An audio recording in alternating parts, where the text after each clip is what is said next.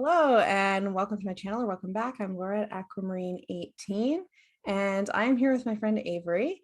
And Avery is working on a project called Heart-Centered Swords, thinking about the elements and the suits. And so we thought that we would record a conversation about those topics together, some thoughts about elements and the tarot and beyond. So I will pass it to Avery to introduce the project and the discussion. Awesome. Thank you so much, Laura, for having me on. I have been a friend / fan for a while, and I think we started out on YouTube like at a similar-ish time on TarotTube.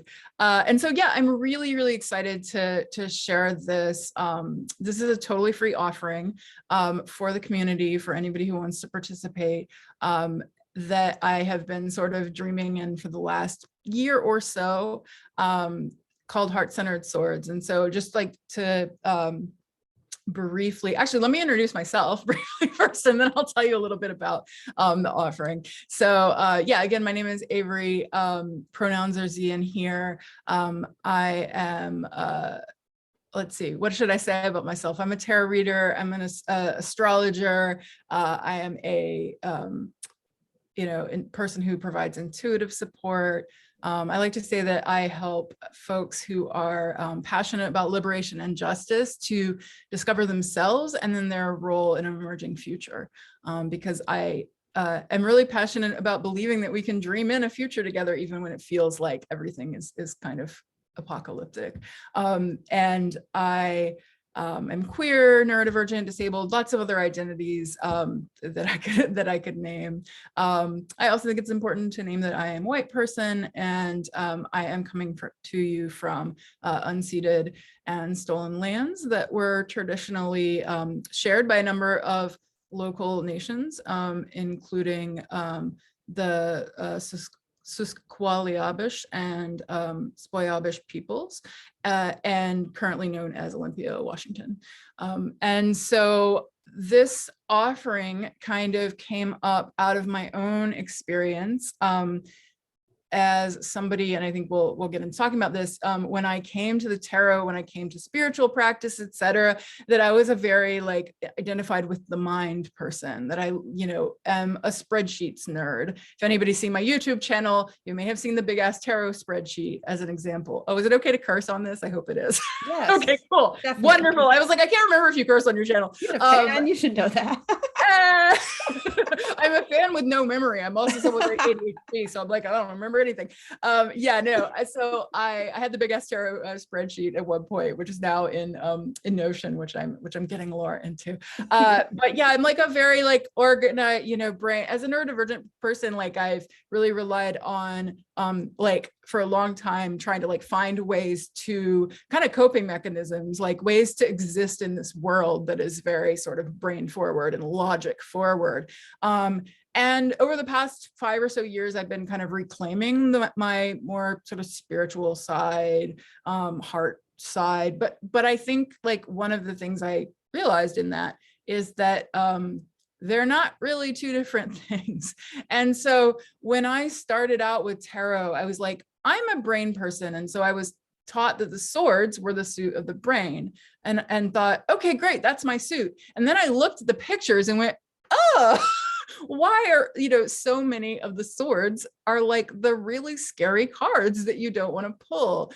And as I studied, I kind of started to see this a little bit of a line of almost it felt like some teachers, all respect, but that some teachers were kind of thinking of it as you go through the swords and then you transcend them, and then you get beyond, and you're kind of letting go of that mind-centered place. And I found that didn't really resonate with me. And so the Heart-Centered Swords is going to be an offering where we're doing a live webinar, which is on the 11th of February. And then in the following week, that's a Friday. I haven't nailed down the time. By the time this goes up, I'll have nailed down the time. And there will be a link down below where you can check out the offering, or you can just go to queermagical.com and it's a button on the homepage. But if you do that, you'll learn more about it and see the exact time, but it's going to be like afternoon, evening on Friday. I'm hoping that works for a lot of people. It will be recorded, but I encourage folks if they can make it live, because I'll have ample time for us to talk about this stuff. We will go through the suit of the swords. It will be totally no tarot experience or knowledge required. You don't have to have a deck. You don't have to have any knowledge of the tarot. We will be going through the swords, but we'll also just be deconstructing and talking about that, like, integration of all the different modalities of being, and the way that working with the swords kind of led me to rethink what each suit is about. And I no longer think that, like, that's the brain suit and then this is the heart suit and this is, like, that's not really how I do it. So I'm hoping that for people who are tarot people, it will kind of expand how they think about the swords and how they think about their relationships to other suits. We'll also be anchoring into the Lovers, which is our year card for this year, and Justice, which, just to be self-centered, is my card for this year, as anchors to kind of to add to our learning. And then in the following week, starting on Valentine's Day, I thought it would be kind of funny. This is an Aquarius, like, I think it's a very Aquarius themed timing, but then I also was like, oh yeah, it's social distance, so a lot of people can't see their sweeties, so let's just do some self-love and we'll learn together. So in your inbox, you'll get an email each day that will have reflections, exercises, some stuff for tarot people, some stuff for not tarot people, some stuff for people who are starting the tarot, and but really digging into some big themes that I think are particularly resonant right now. So things like unlearning harmful stories that may not serve you, cultural narratives, writing your own story, and how you kind of tell your story, and storytelling, and how I believe that storytelling is like a really powerful tool right now. We'll be looking at kind of the courage of loving each other in unique ways through boundary work, and sharing our stories with each other, and how that kind of evolves and shapes them. Because I don't think the swords are just, you know, this thing you do by yourself. It's a collective experience. And then we'll look at kind of collective stories and dreaming and visioning in a future, because I'm also somebody who has a longstanding background in kind of social justice movements. And I believe, and I've been noticing this in my reading, that others are kind of feeling into this, that that I think we're at a place where so much is about, like, language and like technical things, like what is the data and how do we build power and how do we shape things. And that's well and good, but that we're sometimes missing the piece of, like, when we're just fighting everything and we're looking at the existing place we are, that we also have to, like, dream and vision in the future. And so the swords may not be the suit that people would, like, associate with that, but I would love for it to be, right? And so that's kind of a long-winded way, but a little bit of an explanation of what you can expect. So I would love folks to, you know, it's not really a commitment. Like I said, it's free. So I would love for you to show up to the webinar. If you don't, it'll be recorded. I also, you know, in the emails, we'll say right off the top, like, this could be something you dedicate your week to, or it could be something that you work with, you know, for a year, for 5 years. So it's, you know, evergreen, it'll live in your inbox. But I'm not planning to necessarily put it anywhere afterwards. So you do want to sign up. Link below. And we'll also have links below to my YouTube channel and other stuff. So I just, like, said a lot of words. So I want to, if it's okay if I keep saying words, I want to share with you, Laura, a little bit about my journey with the swords and with this sort of mind piece. And then I would love to hear yours, because I think we have some, like, total resonances with each other. So, like I said, when I started out, I really identified with the mind. And the reason that I came to the tarot, or that I think was attracted to the tarot, beyond just, it was time for that to happen and the universe gave it to me, but, like, the more sort of logic-based story of it was that I was really drawn to the system and the structure, and the fact that it's 78 cards that have specific meanings, where, like, yeah, each card has like 9 million interpretations, but there is a system.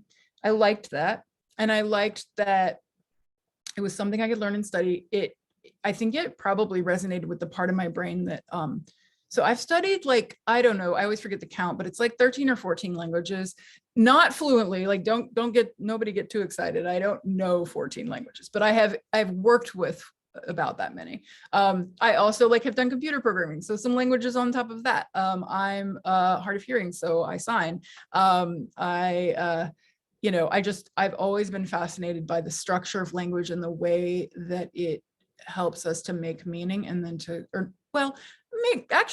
make meaning and communicate meaning. And then also very aware of the limitations of language.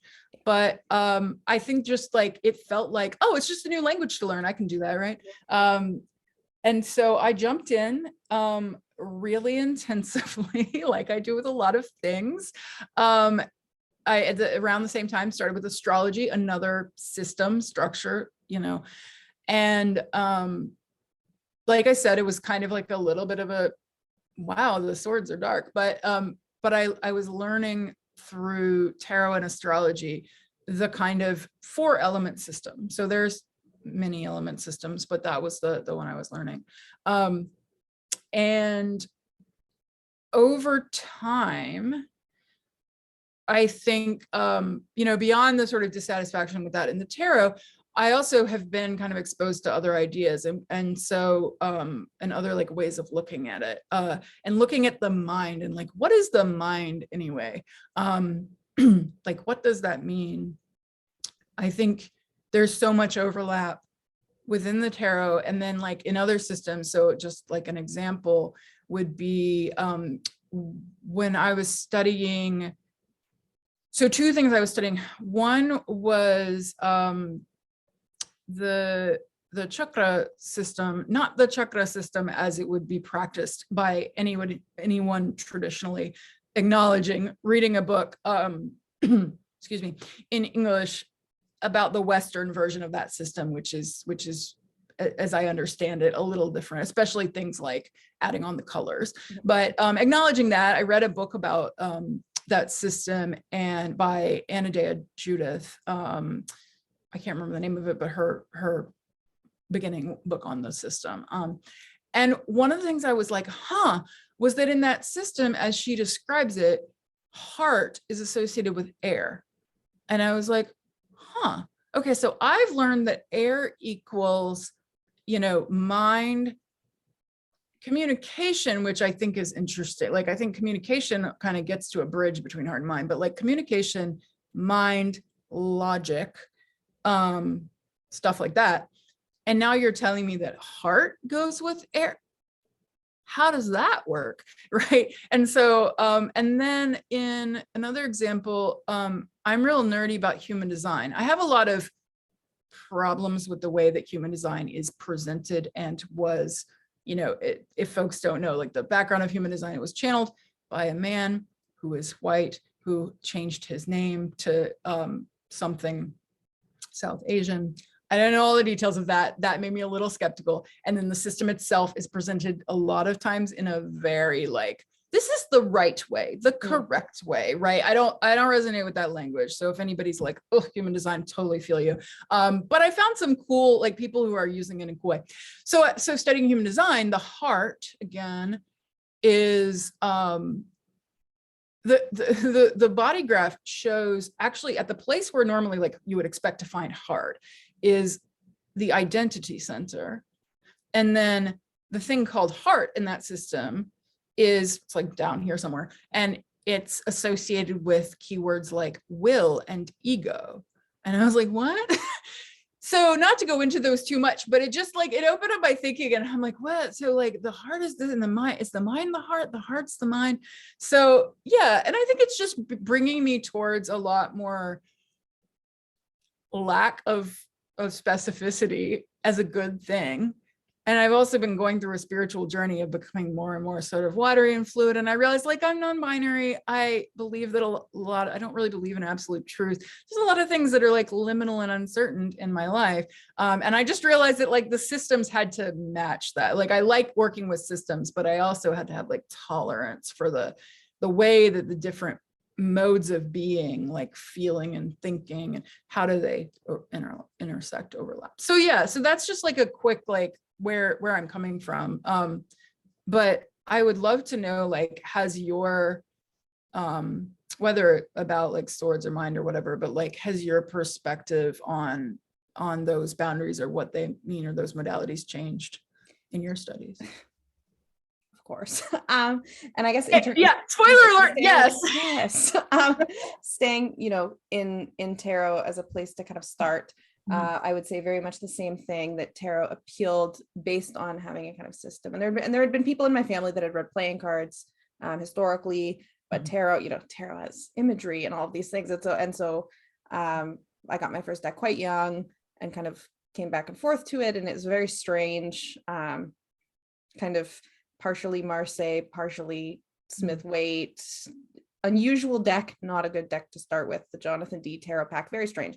Came back and forth to it, as a young person, from about 13 onwards, and then really started getting into tarot and studying much more as an adult, and really threw myself in, similarly quite intensively interested in learning this kind of system that I can learn and I can work with, specifically in a Smith Waite framework. And so absolutely, the experience that you were discussing about, the swords cards feeling like ones that you don't want to draw, right? That's Smith Waite imagery. That's 3 swords piercing a heart, right? I'm gonna grab pictures while you talk and just show them. And so thinking about that and learning that system and working through that system and then later on starting to be interested in pip decks, we'll say. Of course there's like other things happening, and I'm constructing a narrative that is more simple than the actual process, but then coming to look at pip decks and exploring, by way of various resources, learning to read pip decks, including but not limited to Marseille minors, in this kind of element plus suit or element plus number way, right? So having kind of base understandings of what kind of two or two-ness means, and then thinking about that in the kind of domains of air, water, fire, and earth, or swords, pentacles, wands, and cups, right? Or coins, depending on the deck. And all of a sudden, this sense that, I think many people would agree with this, maybe not all, who knows, but many people would say, there's not a bad card. Like, there's not a bad card in the deck. There's not an inherently bad card that's always something negative when it comes up. The 3 of swords is not an inherently negative card, right? And that, I think, is true in the Smith Waite system too, whether you maybe read reversals, maybe you don't. Lots of resources talk about ways to read this, in at least not entirely negative ways. But I think it started to feel really different for me when I'm working with a deck that just has a picture of 3 swords on it, right? Arranged in some sort of pattern. Feels a lot more, I don't like the word inherent, but like inherently neutral, or neutral on its face, than the 3 swords piercing the heart, right? So then in that kind of reading, I'm thinking much more in terms of elemental associations than in terms of, say, Smith Waite keywords or given meanings. So the association with the elements then becomes, I think, much more important. And at the same time, because I'm thinking about, tarot as a system, but also, as you said, the 4 elements are a system. And I feel like things start to look really differently when you are given something like this, the Elemental Divination, a Dice Oracle book, which is also elementally based, as the name suggests, right? And adds in sun and moon to go with the 4, earth, air, fire, and water. You could also just use a D4 instead of a D6 dice if you didn't want to add those in, but that's what they chose to do. And thinking about how the different elements interact, right? But the way that Stephen Ball writes about this is very much air and water in the world, not air conceptually as the mind and thought necessarily, but is also thinking about, okay, air meeting water, that could be a breeze on a lake that is calm and enticing. air and water meeting could also be a typhoon, right? Like there's a lot of possibility. It could be a cloud. There's a lot of possibilities of what It that could could be a look like. hurricane. I had this discussion on a podcast the other day, and she mentioned air and water. And I was like, okay, as a Southerner, it's really hard for me to not go, hurricane. So it's very like culturally specific, right? And they're going to be, and he has all of these different entries so that one of them, when greater water meets lesser air, is a storm, which he describes as clearing the mind and washing away the previous situation, but is also obviously really tumultuous, right? So I was thinking much more, in a sense, literally, which then I'm, thinking about, okay, air and water and how these things behave in the world. And in my mind anyway, and I'm not a scientist, obviously, there are many similarities in the sense that air and water fill the spaces that they're in. You can think about hydrodynamics and aerodynamics, and fluid dynamics in I think very ultimately similar ways. So thinking about these things in kind of polarity terms, which I've never been particularly interested in, but thinking in these kind of polarity terms of one being really active and one being really passive doesn't make sense when you look at air and water just in the world as things that are around us, right? Yeah, sorry, go ahead. Go ahead. No, it's just, that's really interesting. Like the that you say polarity, just because that's been something that's been really on my mind too. And yeah, so I was just showing some of the like more dramatic, even the Four of Swords is just very positive. And this is the Modern Witch Tarot.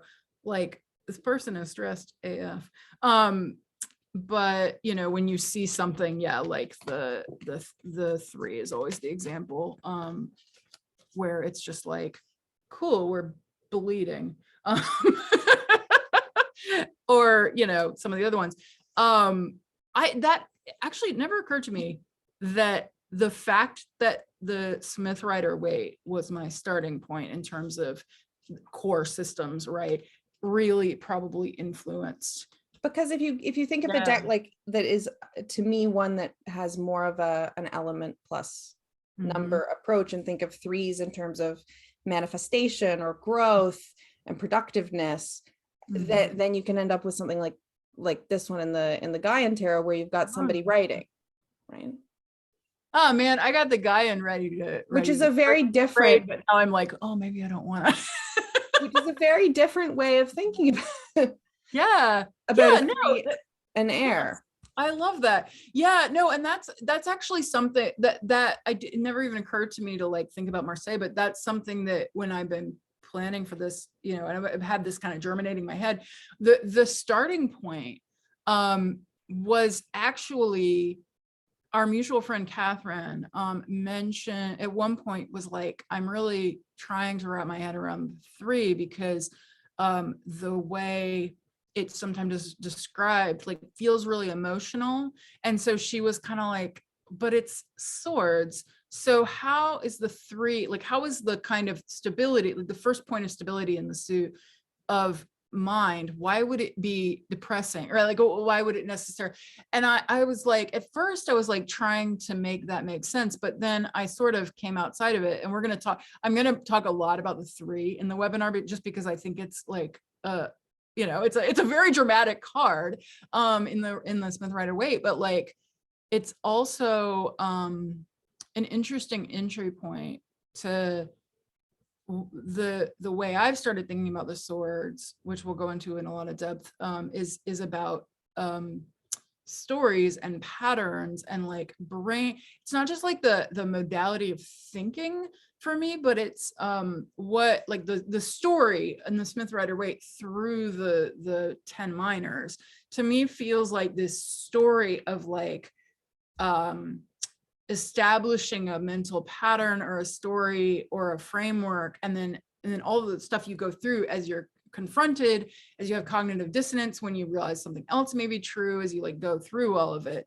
But in the 2 that like resonate, 2 cards that I for a while resonated a lot with were the 2 and the Queen, because I am I would have said, and I still would probably say, but I would have said like that I've got like boundary magic, that I'm like really good at protecting my boundaries. And then it's interesting how that's evolved, because I've actually like realized in the last couple of years, how much I was, boundaries were good and healthy for me, but then at the same time, how much I needed to set boundaries because of the external circumstances of like my labor, my energy, my health, like all these things that were, that I thought of as like inherent to me, as like, I have social anxiety and I need to set really strong boundaries, and like just noticing the way social interaction feels different for me now when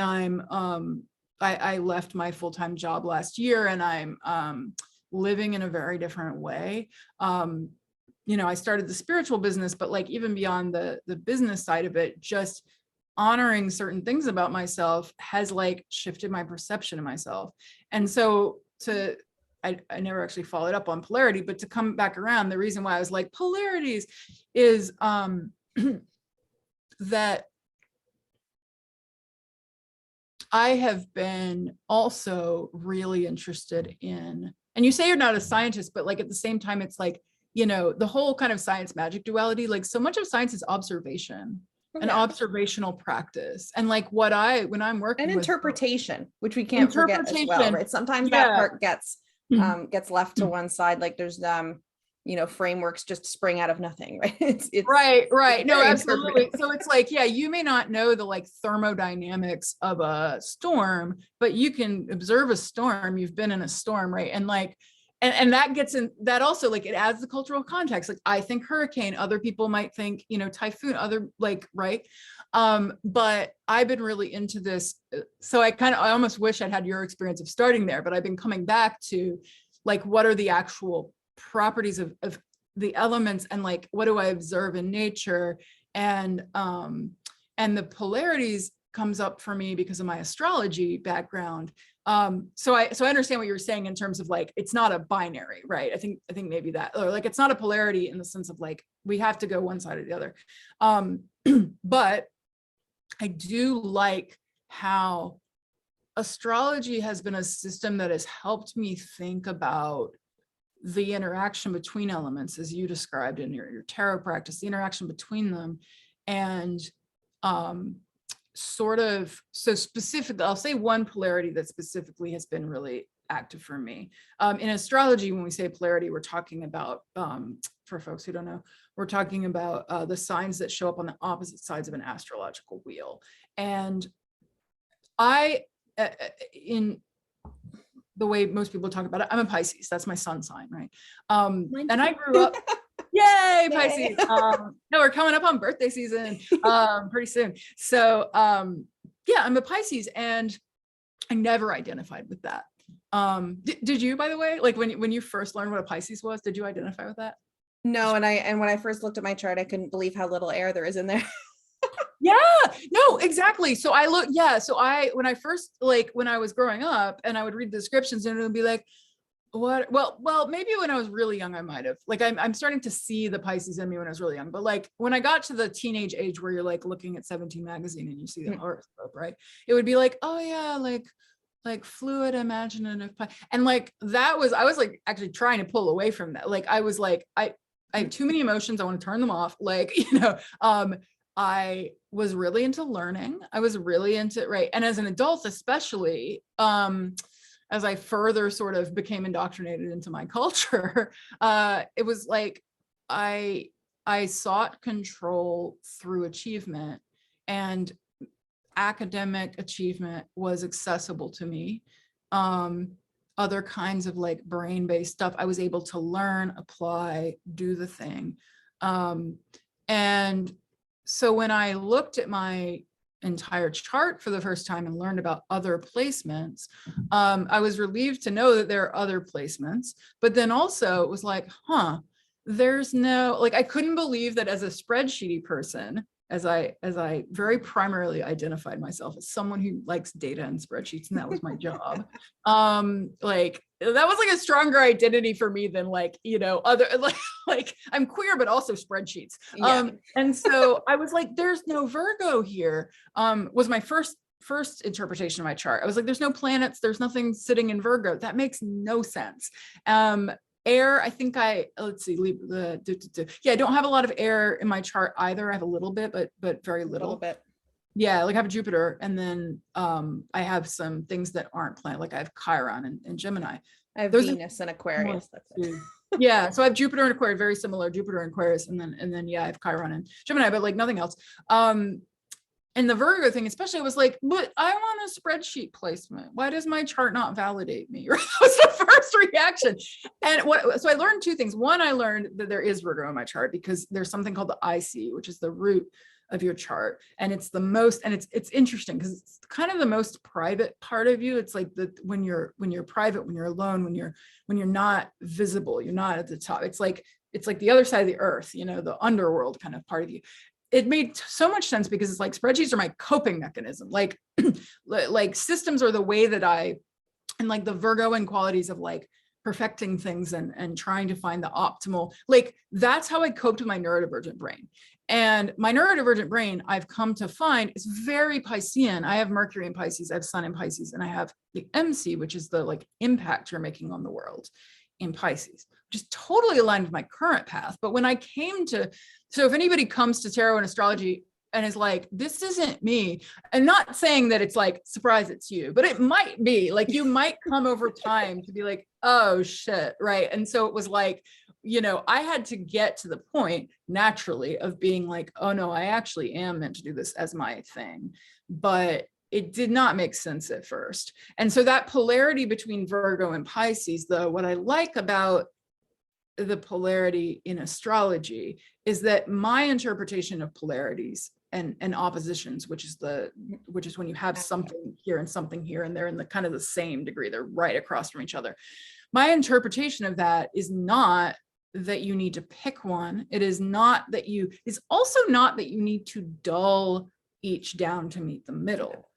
And I think sometimes there can be a little of that, of thinking like, oh, if I'm too Pisces or too Virgo, to come to center, and that balance means center. Like it's some sort of perpetual inner conflict that you have to resolve. Yeah, and that you have to resolve by being less of each. Right. And I see that interpretation coming up in a lot of things. Like, not to be too risque, but but like in the gay community, like there's the term verse or like switches in the kinky community, and people will think like, oh, that means you're less of each side. It's like, no, it might mean you're very intense on both. Or a less risque example would be like my own gender, right? Is that for, I came out as non-binary about a decade ago, and there was a lot of that feeling that like non-binary is the same as androgynous. And I have all respect to folks who do resonate with androgyny. Some non-binary people do, but not me. I always would joke like, some people are agender. I'm genderful. I like gender. Give me all the gender, pile it on, right? So for me, it's not about like coming to the middle. It was about being, but of course with gender, I would not call it a line or a polarity. Want to be clear there, but like, it's a similar idea. And so well, it's like being asked if you're bisexual, what the percentage is. Like it's a presumed. Yes. No, I love that. It's ridiculous. Exactly. You're like, no, I really like men and women and everyone else, actually. Like, JK, like, yeah. And so I thought that it was like, I'm the opposite of Pisces, but it's like, I can't be Piscean without my comfort zone, but I also don't want to go just to the comfort zone. But if I put a lot of energy into both, so like Notion is a great example. I use this tool called Notion that's like very organized for me and very like,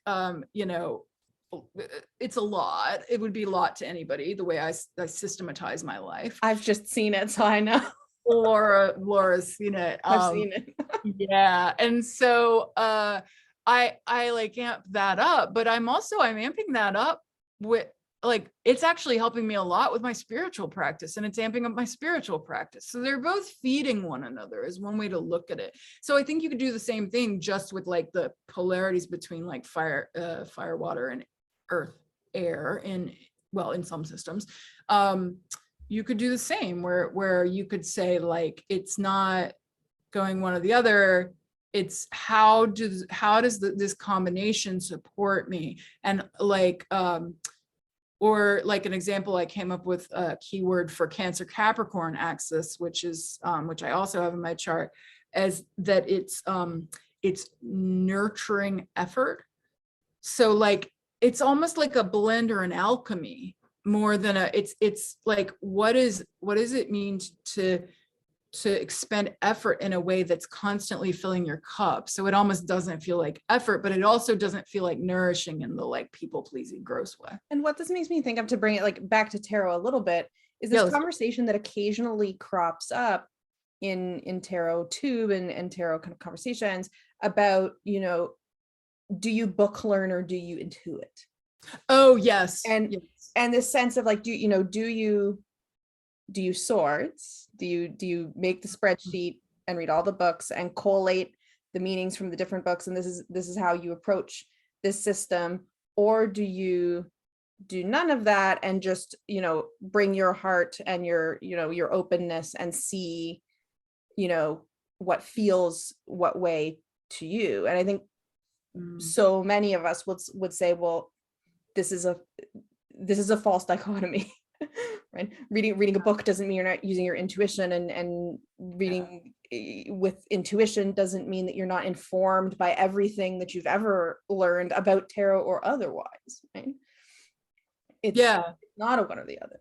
No, absolutely. Like, and even if you do feel like, oh, I'm really identified, like I was with one side, you know, I've been thinking about, as I present my work and the things that I do, like I've been thinking a lot about sort of like messaging and how to reach people where they are, because I've noticed that, like, you know, if you had said to me in 2017 when I started this, if you had said to me like, hey Avery, I'd love to work with you on like developing a spiritual practice in your life, I would have looked at you like, that's not me, like what are you talking about, right? Very different, like talking with me was a very different experience 5 years ago. And yeah, like intuition wasn't something that in ways it was, but like it was definitely like I was a little identified with one of the two, and thought that meant that I couldn't access, or like it wasn't for me to access. Like one of the things I want people to know, you know, and to like have some sort of feel some sort of peace with themselves, is that like developing a spiritual practice doesn't mean that you set aside other things. It also doesn't necessarily mean, you can, but it doesn't necessarily mean you have to carve out space and time for ritual in your life that's like really dedicated right away if you don't have that. Like I'm really into sort of accessible spirituality, and like the practices that I would not have called spirituality, or I would not have seen it that way at that time in my life. I was really into like self-improvement and personal growth and like self-help books. I mean, I had some skepticism, but I still loved self-help books, and I would read so many different frameworks and be like, here's a system, here's a system. I mean, I think tarot was almost like, I thought it was just another self, and it turned out it was going to be a lifelong practice. But yeah, no, like I think at that time. And so I've been thinking about this when I think about like how to bring people into this fold, because I do imagine, maybe not folks watching this channel, but maybe some, right? Because you talk a lot about like very heady, nerdy stuff that I'm sure there are some folks who are like, oh, I'm going to skip when you're talking about this, you know, but I'm going to listen to when you talk about books. Yeah. Yeah. When you talk about books, and like, you know, if you're one of those people, like more power to you. Like, it's not that you need to change. It's not, it's that it's almost like understanding that there's more to us, like that we all have all of the elements within us, and we access them in different ways. And yeah, my first deck, so you mentioned yours. Let me grab my first deck, because it was not the best decision. It's a great deck. I don't read with it much, but it is a great deck. But I grabbed because I was like, well, I want to learn the system, but I keep hearing that tarot is intuitive. So I guess I'm supposed to do this intuition thing. And on Etsy, there was this deck that nobody's ever heard of called the Starry Cauldron. This is the backs. So I love the backs. They're very like cosmic.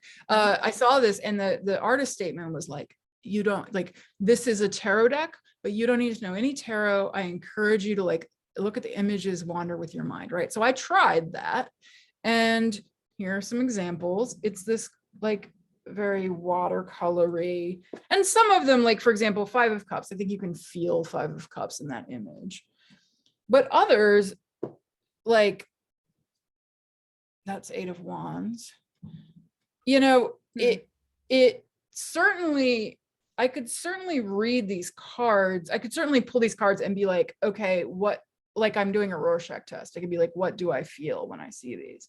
And I think now it's actually how I would use that deck, and I would consider that 100% valid. But at the time, I tried it and I was like, am I right? Am I wrong? I can't tell if I'm getting it right or wrong. This is making me extremely anxious. And I couldn't rock with that. So like, I think sometimes the other thing about structure and systems is that they give you an entry point. I think the Marseille is probably the Tarot de Marseille is probably a really good example of that, of where it's like, here's a framework like you described, and it's like a very logical, like, okay, number, element, and then you get to use your creativity and imagination in that framework. And like, I also think of like, we're talking about swords and air, but I also think of frameworks and structures as being earthy. And I think about the intersection of like earth and water, and the way someone helped me to understand that Anna, Blind Love Radio podcast, helped me to understand that like I was like, why is there not a ton of like, there's some earth in my chart, and she helped me to understand that the earth could hold the water, and that I would feel really overwhelmed when I was extremely emotional and had shut all of that down. But that if I had a container, I could be intuitive. If I had a container, I felt like I could be more, yeah. When I felt more belief in natal charts when I learned that my Mars and my moon are both Taurus. Like, oh, there it is. Yeah, it's somewhere in there. You know, yeah. Like the well, part of it was like, well, there's the stubborn. I found it, you know. But the things that I didn't resonate with in terms of Pisces, that it's like there's no, you know, there's no, it doesn't feel very structured. It doesn't feel very solid. It doesn't feel very you know, wanting any kind of consistency. It doesn't, and Taurus. Yeah, it was not, that was, in fact, like, I feel like my sort of like soul urge or whatever when I was younger, it's like, I was a very imaginative child, and I was very like creative before creative had to mean something, before it was like an identity. I don't identify, I mean, I still struggle. I try to do it, but I still struggle to identify as a creative person. Even though people who know me are like, no, you're super creative. Like, what are you talking about? You write, that's great. I'm like, no, but I don't like paint. And they're like, that's a very specific kind of creativity. Why are you judging yourself because you don't paint? Like, what? But yeah, I think like before there were words to it, I was that way. But that the challenges of the world, and so I guess we come back structural oppression, as we always do, the challenges of the culture and the world and like the educational system was such that I just so badly wanted to belong and wanted to feel loved in like this really intense way that I was feeling towards other people. Like I would glom onto other kids and be like, you're my new best friend. And they're like, right. You know, I wanted to be somebody so badly. And I got cultural messages, right, that taught me about like monogamy, or taught me about, you know, like that your romantic partner should be everything in your life. So it would be like reaching for this belonging, which is something I think a lot of us feel a lack of right now. It meant that when I got hurt and rejected, and I have something that's comorbid with ADHD called rejection sensitive dysphoria, which basically just means any rejection, you're like, it's like, it's whereas this is rejection. You feel like this, right? Like, and everybody has that, you know, some of that, but like if you have RSD, it's quite bad. And so it would lead me to like, to be like, how can I control my emotions? How can I like not be liminal and fluid, because that does not seem to work. And so I had to like go through a lot of years of life to come back to it, because I didn't have the inner resilience, the strength, the core sense of there was someone who would always be there and always see me. God, I hope my parents don't watch this video. I don't think they will. But yeah, I didn't have that sense in the way I wanted it, at least.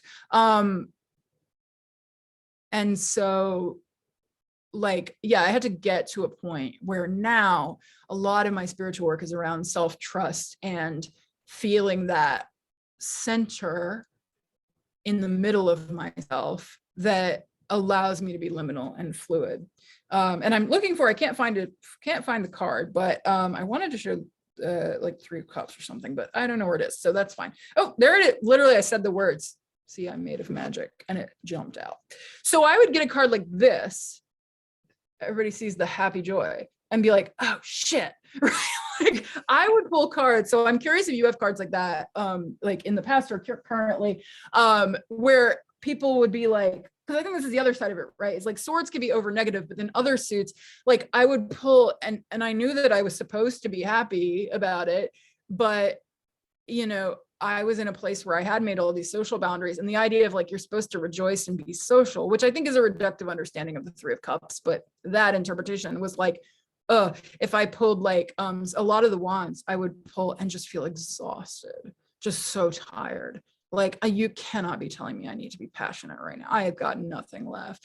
And so just like through the experience of how like, as my life has changed, and again, like as the circumstances have changed, as I had a different understanding of like the way relationships can be, but also the way that so many societal things had messed with relationships for me. Like I've come back around to a point where now when I pull cups, or now when I pull wands, because I'm doing something I love, because I'm passionately sitting down on my computer and losing time, you know, type. Now when I pull a wands, it doesn't feel scary. And like I had a breakthrough on like a chronic fatigue thing, and like now it doesn't feel like so exhausting. So it's all so contextual. But yeah, do you have anything like that where it's like the good card, but you're like, ugh? I mean, a lot of the ugh cards for me are like obvious ones, like the Emperor initially, which is interesting considering how much I like structure. I guess that's obvious if it's a really patriarchal version of it, but it's like those kinds of reactions for sure. That's fair. Yeah. And I would say those struggles with, you know, drawing the card and being like, oh, don't tell me I have to, probably now thinking back, had a lot to do with combining learning with Smith-Waite as a system, and also learning to read in a way with spreads with very clearly delineated positions. Okay.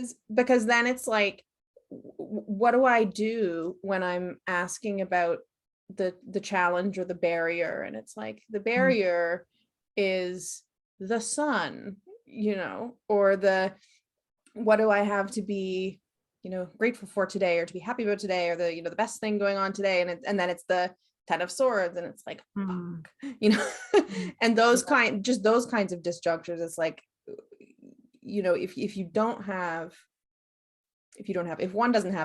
have some sense of all of the cards being in some way neutral, yeah, those fixed spread positions become very, very complicated, because generally a lot of the time those fixed spread positions, the spreads that I've seen anyway, are the positions are not neutral. Yeah. Well, and it's funny. I actually like stuff like that. So I love the idea of like the barriers. In fact, immediately my brain was like, oh, I would interpret it this way, only because I have 5 years of experience of like really working with it, right? But and I'm sure it's the same for you. But like, yeah, I like the thing I like about spreads that have specific positions like that when I pull something is that I am really into, and we can actually bring this back to the elements. I am really into connections and this comes back to language, right? Like connections between things, and the way that like with the tarot, the way that like pulling 2 cards or 3 cards or whatever together evolves how you're thinking of each card. It's not the same as pulling a single card. And like, if folks have ever felt frustrated with daily draws, I tried to do the like 1 card daily draw when I started. And I find that practice to be actually very like not always helpful, because it's like, you know, say I pull the 3 of Cups for the day, like I might have an idea of what that could entail.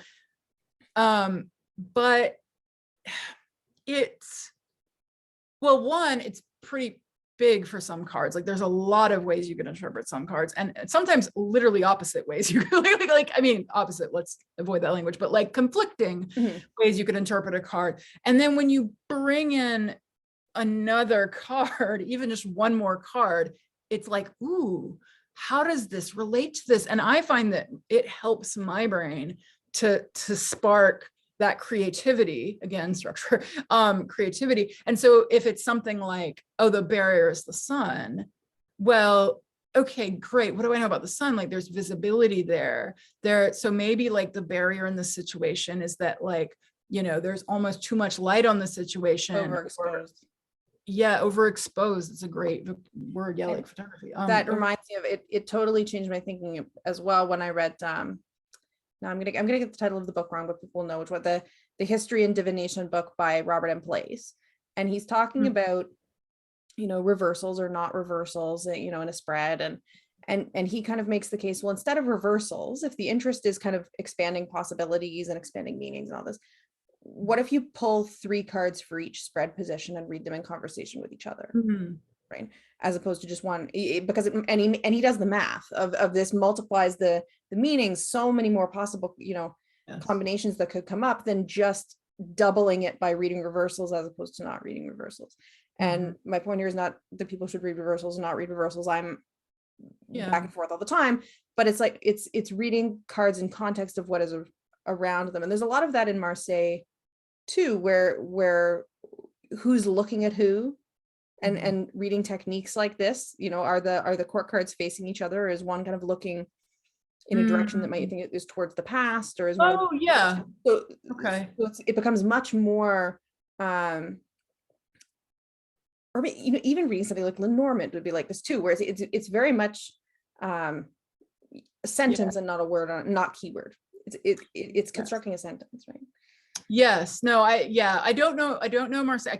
I'm like one day I'll do Marseille, but I do read Lenormand, and like the directionality also in certain decks can be really interesting, even if they're Smith Rider Waite based. Like I really like the Dark Days and the Mother Tarot, which are both square decks, and so that they can be, you know, 4 directions, and the way when you put them in a spread that like energy feels like it's flowing. Like it's so funny because I didn't used to read visually almost at all. It's so funny that I got this first deck that was like entirely that, and I was like, nope. And then, you know, I learned the meanings, and for a while I was sort of restricted. I think it was fine. It was a stepping stone, but like I would have this Smith Rider Waite meaning in my head, and when I pulled an image, I would barely see the image. I just see that's 3 of Wands. Okay, that's what 3 of Wands means.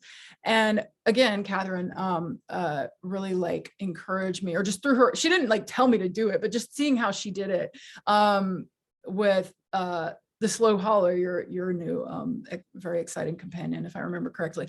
The Slow Holler, which is my soul deck that I don't own, and one day, I believe one day.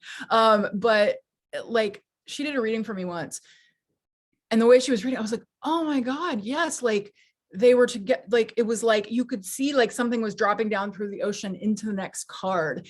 And that really, like seeing her read and having her read for me, I was like, oh, and not every deck works this way for me, but like I've gotten more and more where it's like, oh, and it's back to our comment on observation, right? That like, just like you can observe nature and the way things work in nature, with the tarot, you can, it's like the artist's interpretation is coming alive, and you get to work with that deck as that deck.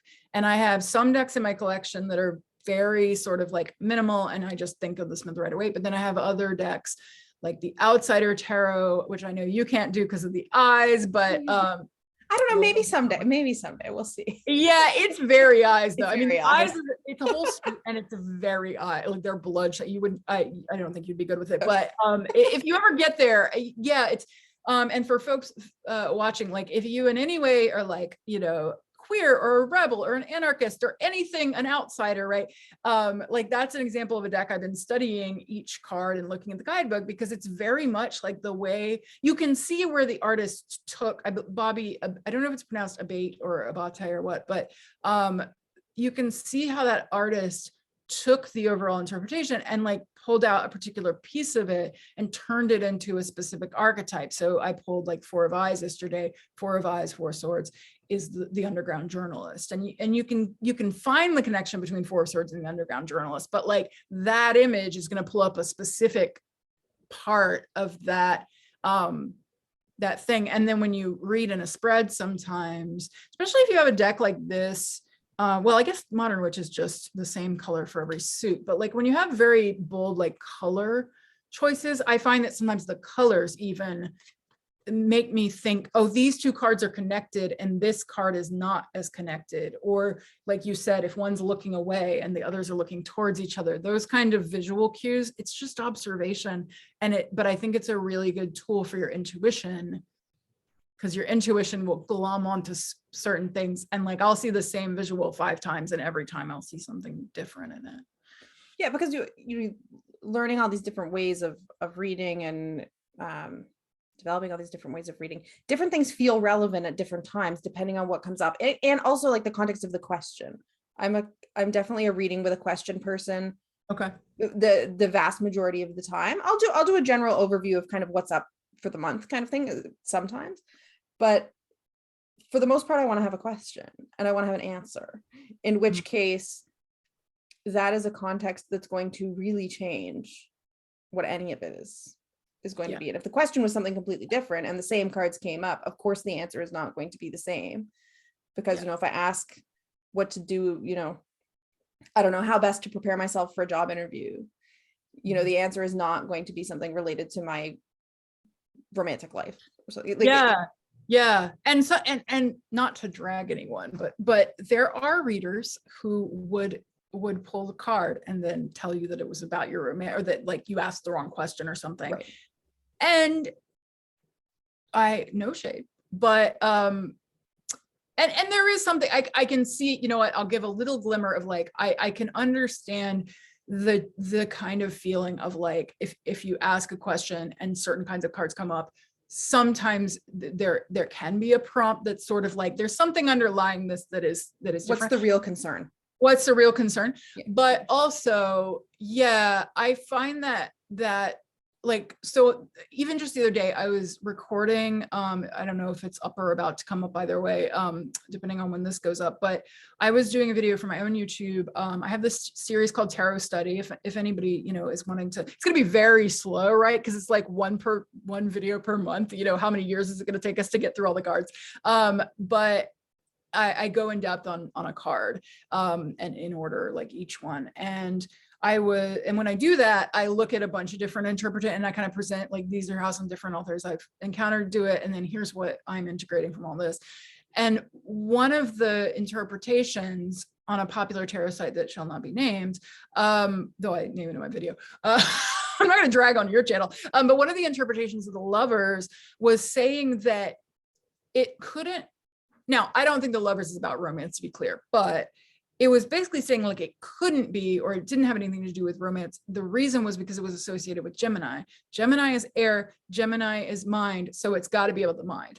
And that kind of like very sort of, it's not about this. It's like, I mean, I don't think the Lovers is primarily about love, and I understand what they were trying to do is to point that this is not, but I'm also like, is air never about love? Is that true? Because I don't think that's true.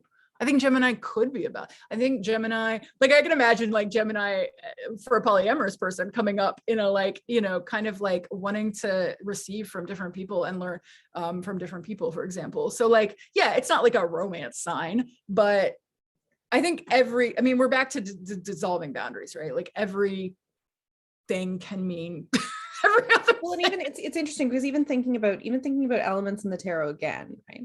There is this approach as well to thinking about the court cards where one will read the, and I don't know, who originated this, but the idea that, for example, all of the queens are watery in some way.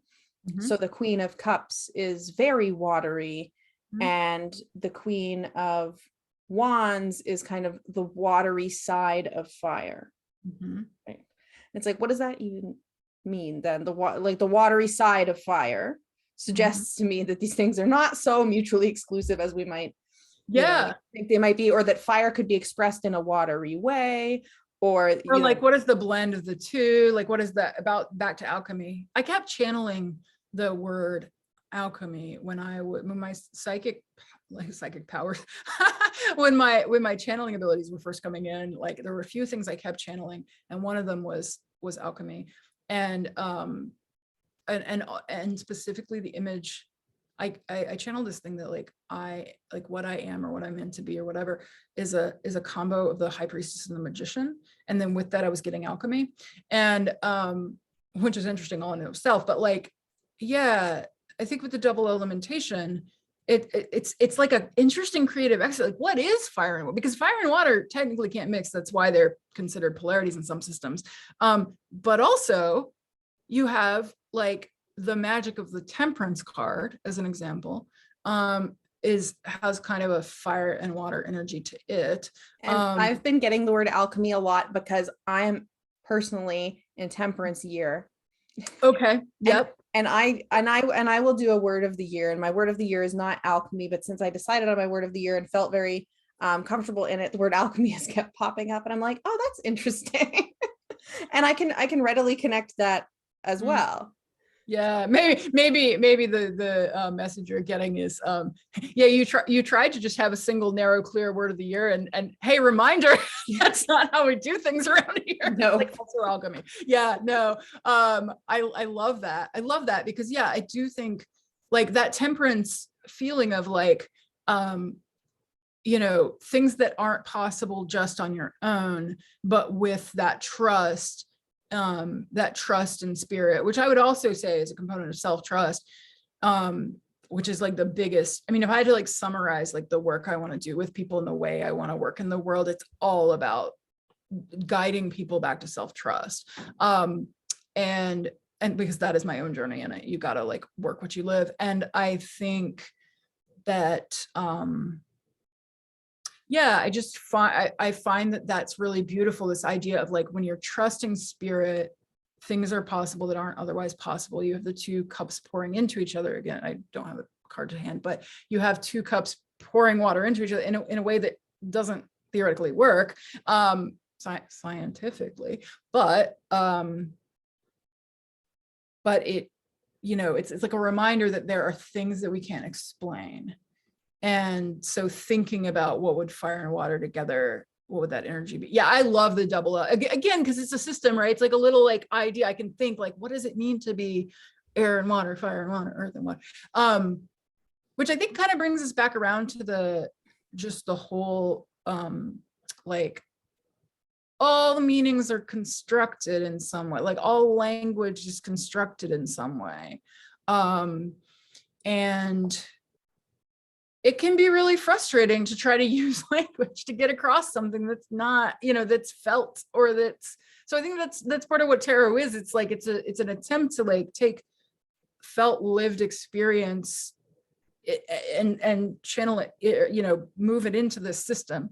And that's great. And that helps us to connect to it. And that helps us to share a language.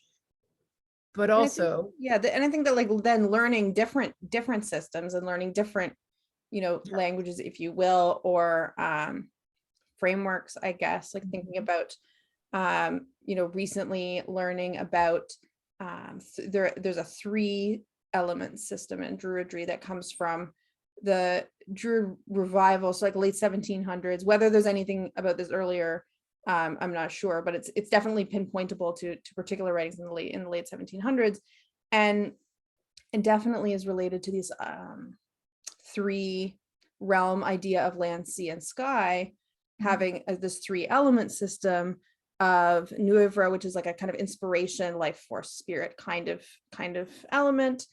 Callus, that has to do with stability and form and how things are differentiated, and kind of solidity. And then Guyar, which is with fluidity and flow and motion, and is very watery. And everything has all of these things in it. Like everything has all of these elements in it in some respect, right? In this understanding, but there is no sense of opposition. Like Callus and Guiar are not opposites, because one has to do with form and one has to do with fluidity and flux, right? And then there's always this third one, and there's a lot of kind of, it's like triplicity is not in the, that brings back to astrology in the corner of my mind, but kind of trinaries, or whatever the word for that would be. There's a lot of kind of trinaries in Druidry. So thinking about that, and then thinking about that, and thinking about earth, air, fire, and water as not being mutually exclusive, but also they don't perfectly neatly map onto each other. It's not like, you know, Guyar is just water and Callus is just earth, and Nuivra is some sort of fire air combo. Like it doesn't quite work that way. Yeah. How would you say learning that system and becoming familiar with that system has was it more that it's affirmed your understanding of the world, or has it changed the way you think about elements? I think, I don't know about change the way I view the world, but certainly think, you know, I feel like the 4-element system has been so much the one that I have been in with, like in tarot, but is also in astrology. It is also in all of these other places. And of course I know, you know, it is not the only system of elements that exists. There are many, many, many others from many different cultural contexts that I don't have a ton of familiarity with, but I certainly know exists. So it's not that I didn't know that this 4-element system is a, you know, a construct that emerges in a particular time at a particular place, reflecting particular worldviews. Of course, all of those things, but I think that it does at least something interesting in terms of thinking about how the differentiations between them work, and how we think about, you know, opposites and these things, when you also then learn a different system that doesn't work in the same way. You know, you can think, okay, well, what is the differentiation that this 4-element system lets me make that the 3-element system would make very differently? Or how might you think a similar issue between two different frameworks, something like that? Yeah, no, I'm really glad you brought that up, because I was gonna say, like, I definitely want to acknowledge too that there are a lot of other systems that I just, like, in part haven't studied because I don't know enough to avoid appropriation or inappropriate, like, extraction of the systems, but or for that matter to access accurate, you know, like versions of them. But I do know that yeah, in other parts of the world, the systems might be 5, they might be 6, they might be 3. I had an acupuncturist who practices, it's not traditional Chinese medicine. It's something like, I'm not sure this exact name, but something like the 5 elements acupuncture 5. It's got 5 in it. But it's not, I think TCM is also 5, but it's a different one. And so, like, that was interesting, where it's like, oh, you have like a deficiency of this or a excess of this, but like there's 5. So now I have to like wrap my brain around that. But yeah, one of the beautiful things about it is, like, I think, so this is like, I love that you have like all the like kind of philosophical and like epistemological background or interest that you've, you know, talked about in what's the series called? I love that series. Divination Speculations. Divination Speculations. Yes. So that's so nerdily cool to me. Because yeah, I start thinking about like meaning making and how the experience of cognitive dissonance, which is one of the things I think the 3 of Swords makes me think of.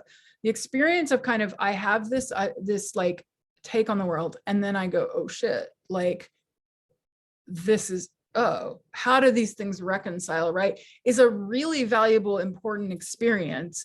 And so even just like knowing like, oh, there's different systems of element, because there's no one right way to do anything. And this is just my strongly held view, right? Like, and I you can think about learning, like studying all the different languages, right? You can't just verbatim translate from one to the next to the next to the next, as though they're all just kind of these interchangeable yes things, because they reflect worldviews. They reflect Yeah. context. They reflect ways of, we demarcate the world in very different ways. Yeah. And so inevitably you can, if you try to translate even Yeah. to potentially closely related languages, just verbatim, it Yes. doesn't make sense. Yeah, no, that makes me think of two things. So one is I've been thinking specifically about I think this was related to epistemology, although my philosophical, I have no philosophical background. I only recently been like, oh no, philosophy is actually really fascinating. But I believe this would fall under somewhere under epistemology. Or not. The way that I've been thinking about the way that it affects our culture in English speaking cultures, that we have one word for to know. So like I know something, it's the same word as opposed to, let's say in French, connaître and savoir, or in Spanish, conocer and saber. And my apologies for a lot of language I know are European. I know that it's a kind of limited scope, but I'm sure that there are a lot of other world languages that have two or more ways to say to know. So like in those examples, savoir or saber would be knowledge in the sense of, wait, don't let me get this backwards, facts, right? Sorry, my brain's in English now. Yeah. Would be knowledge in the sense of, yeah, I know that, or I know how to get to your house, right? But on the other flip side, connaître or connaître would be like, I know in the sense that I am familiar with. I know, like I am, familiar with is a good way to think of it. And it makes me think about in the spiritual community, the sense of like inner knowing is sometimes a phrase that is used. Like I know. And if you go through processes of change and evolution on things, you'll notice that you understand it mentally way before you've actually like, what's the word? Integrated or absorbed it, right? You can have an understanding, like, I mean, we were talking earlier about like rejection, right? You can have an understanding that you don't want to be a person who seeks someone's approval, right? Like I understood that was not in my values and that I wanted to let go of that, like mid-20s. I am just now in a place, I'm not in my mid-20s anymore. I'm turning 37, Pisces season.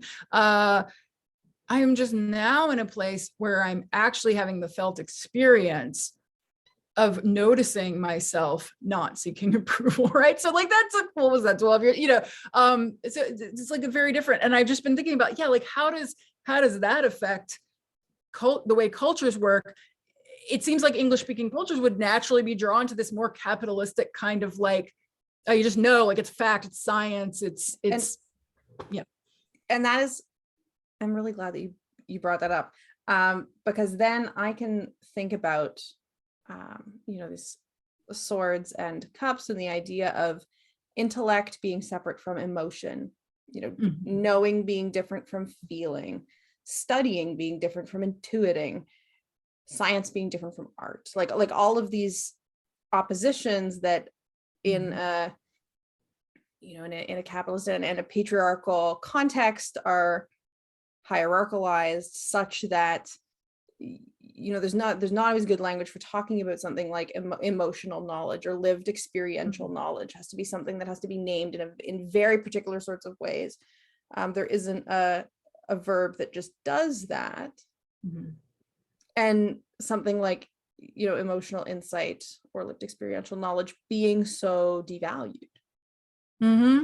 Yeah, and in the systems we're talking about, and gender, well, in the systems we've been talking about, like there's been a really exciting movement. I'm sure this movement has been existing for a long time, but I have noticed more and more people talking about this in some of the more indie kind of smaller astrology conferences, and talking about and like, I'm sure you're on this train too. I have always been like really into decentralization of knowledge and access to knowledge, and why do academic publications cost so freaking much? Like, why are journals locked down the way they are? And open source and all that kind of stuff. Like, into that. And there's been a lot of talk about that, I've noticed in some of these smaller astrology conferences, of what is the value of experiential knowledge? Like, what is it, I had this moment where I was like, oh, I don't want to, like, am I even allowed to do this? Where I realized the kind of astrology I practice is, I've been calling it embodied intuitive astrology. When I look at a chart, I don't have like a framework where I always go to sun, moon, rising, and then I go here, and then I go here. I use my channeling gifts, I use my intuitive gifts to be like, whatever sticks out to me. If I notice your north node, I'm like, oh, what? Oh, wow. Based on the context of the thing that you're currently going through, you've asked me about, then I'm going to start talking about that. And it's backed up with a lot of the other kind of knowledge, but like, I know a lot of the ways the systems works. And then that gives me the freedom to do that. And so I've heard particularly Black and Indigenous astrologers talking about how shitty it is that there's this, certification system, like expectations around, this is what, you have to have X number of years, you have to do this, you have to do this to, speak at an astrology conference or be, and I think that's changing, but like, that what if you're what if you just look at the damn sky? Like, does that count for anything? Because all of these systems came from people looking at astrology, came from all the astrological systems, came from people looking at the sky thousands of years ago and noticing things. And it's like, how do we come back to valuing, I've had this in my business too, where I'm like, oh, well, like, I don't have any like credentials. Like I can say, oh, I've studied tarot with Lindsay Mack, or I've done this or that, but like, a lot of it is just my experience of like using these archetypes and how do they show up in my life. And I think like, actually my interest in philosophy is I realized that like philosophy, theology, there's a bunch of different disciplines that I would kind of consider the same, in the sense that they are all about making meaning.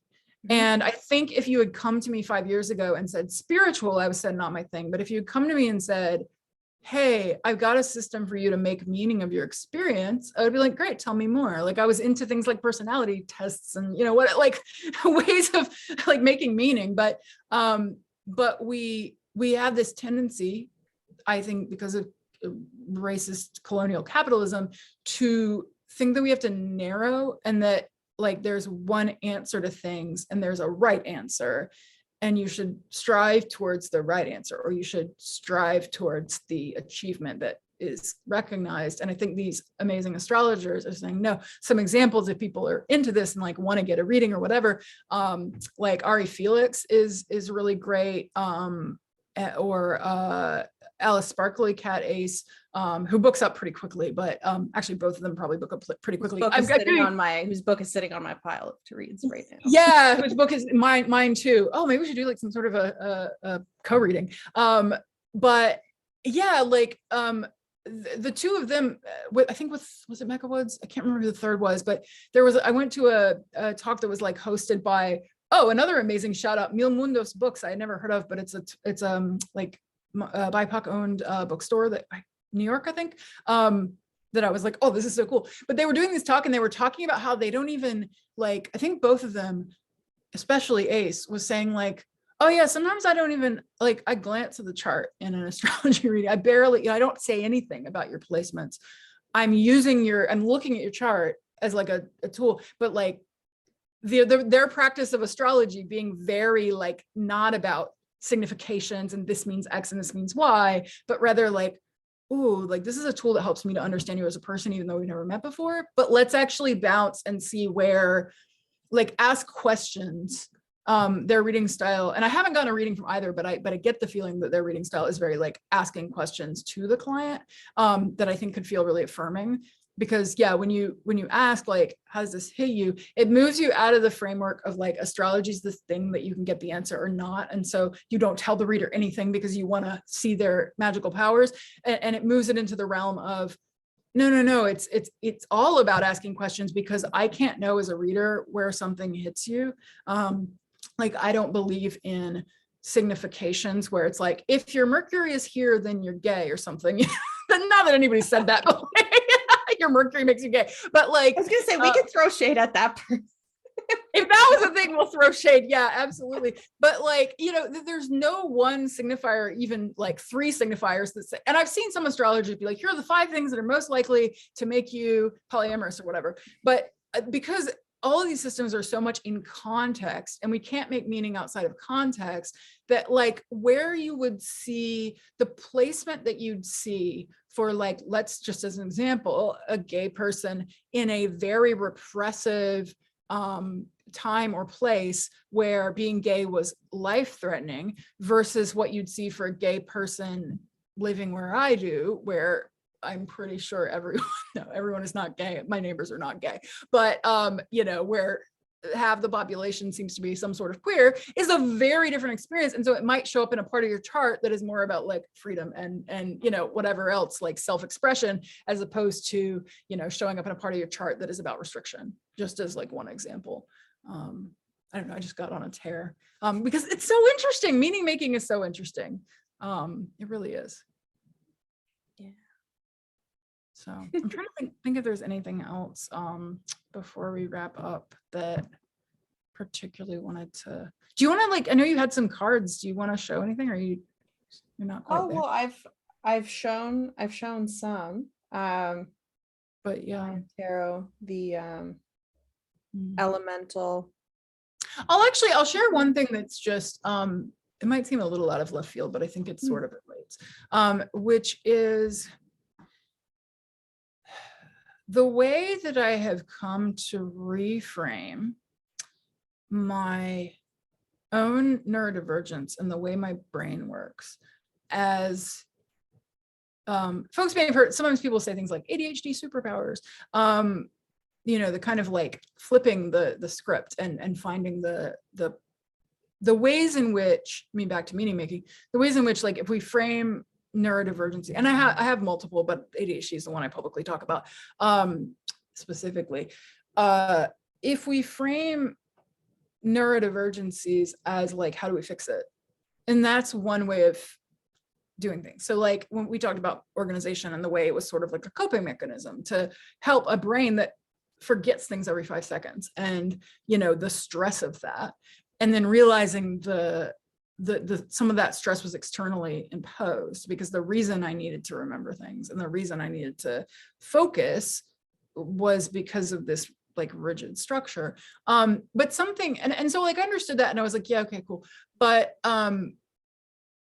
something that I was just thinking about the other day, and this is not to in any way say that, like, I also don't want to go the other way and be like, oh, your ADHD is magic, and if you suffer at all, that's just, you just need to see it differently, because sometimes disability just sucks, right? Like I've absolutely had that experience and validate that. But I realized that there was a gift I was receiving with this brain that I hadn't really grokked until now, which is the way in which not being able to rely on the mind as a separate thing, as if it were a separate thing, not being able to rely on it and prioritize it to the extent that we're expected to in a logic-based culture. Sometimes it made me feel like a failure, but then I'm realizing now the gift of it is that I get to experience the way, like, the universe or spirit or whatever you want to call it presents me with opportunities without remembering things. I get to experience the way in which, sometimes if you don't have the if you don't have like the tool you think you need, you realize all the other tools you have.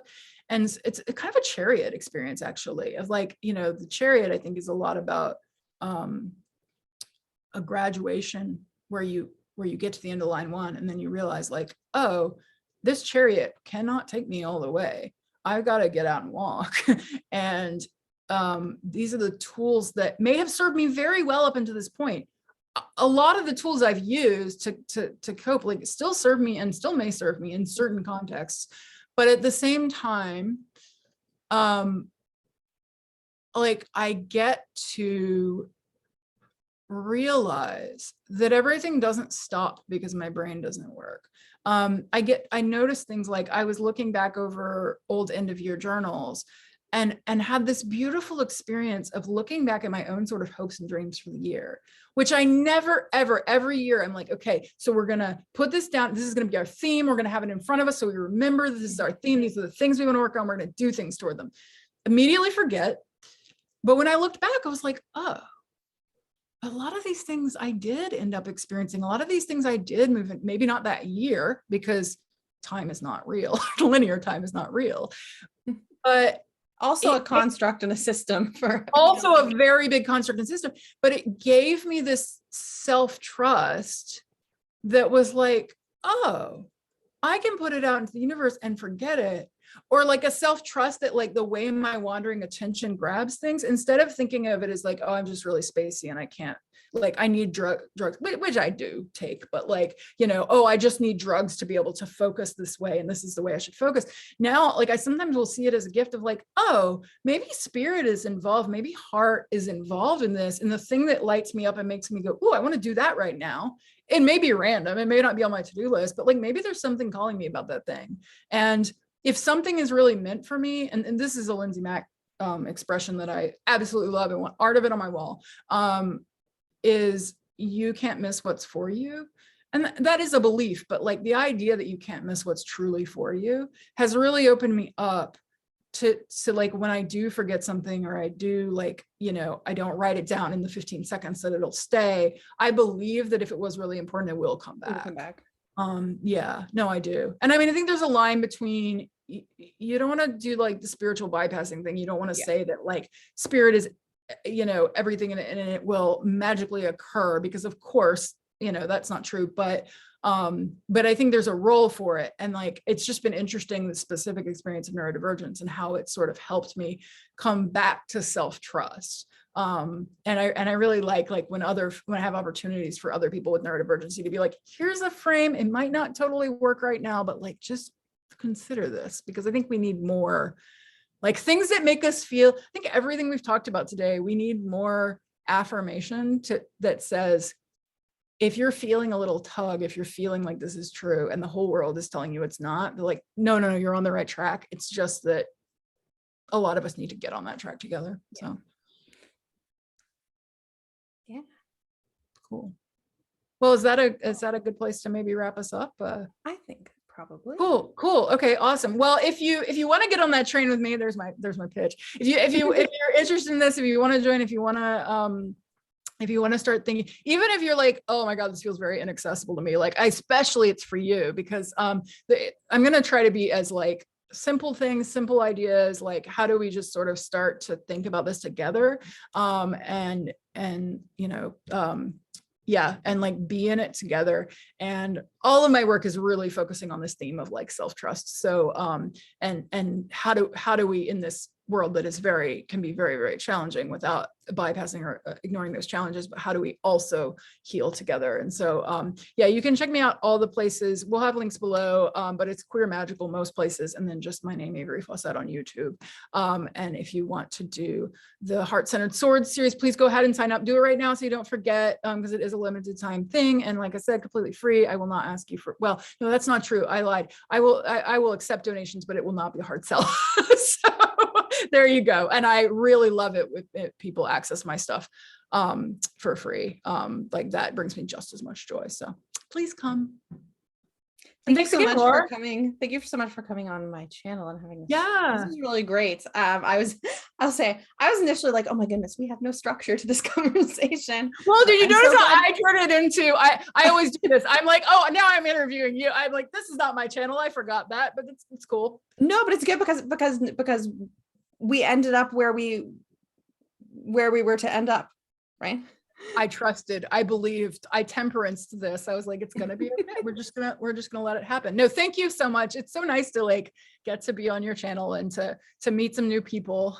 So yeah, and like leave comments if you have thoughts on any of the stuff that we're describing. If you have any questions, I'll check in on this video as well. So amazing, cool. Thanks so much. Bye, everybody.